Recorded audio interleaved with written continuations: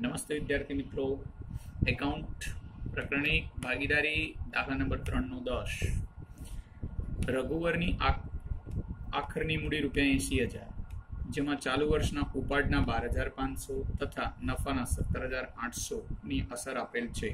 શરૂની મૂડી પર વાર્ષિક 6%ના દરે કેટલું વ્યાજ થાય? તો દાખલામાં ખાસ ધ્યાન રાખો, અહીંયા આખરની મૂડી આપેલી છે એટલે આપણે પહેલું કામ એ કરવાનું કે શરૂની મૂડી શોધવાની, કારણ કે વાર્ષિક વ્યાજ જે આપવાનું છે મૂડી પર એ શરૂની મૂડી પર આપવાનું હોય. શરૂની મૂડી શોધવાનું સૂત્ર યાદ રાખો કે ભાઈ શરૂની મૂડી બરાબર આખરની મૂડી, પછી એમાં ઉપાડ આવે એટલે વત્તા ઉપાડ, અને એમાંથી નફો બાદ થાય માઇનસ નફો. આ એનું સૂત્ર છે. તો દાખલામાં જુઓ, આખરની મૂડી કેટલી છે? આખરની મૂડી છે 80,000 એટલે અહીં લખીશું 80,000 આખરની મૂડી, પ્લસ ઉપાડ કેટલું છે? તો કે ભાઈ ઉપાડ છે 12,500.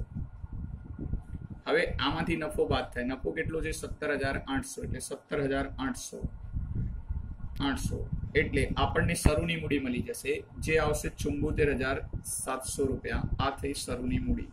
તો ફરી કહું છું, શરૂની મૂડી શોધવાનું સૂત્ર ખાસ યાદ રાખો, આખરની મૂડી પ્લસ ઉપાડ માઇનસ નફો.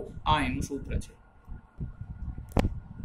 મૂડી પર વ્યાજ, તો અહીં શરૂની મૂડી કેટલી આવી? 74,700. તો 74,700 ના કેટલા ટકા આપણને કીધા છે? વાર્ષિક કેટલા ટકા? 6%. એટલે 6% એટલે ગુણ્યા 6 અને ભાગ્યા 100 એટલે જવાબ આપણો 4,482 રૂપિયા થશે. આ થઈ ગયું મૂડી પરનું વ્યાજ. Okay, thank you for watching this video.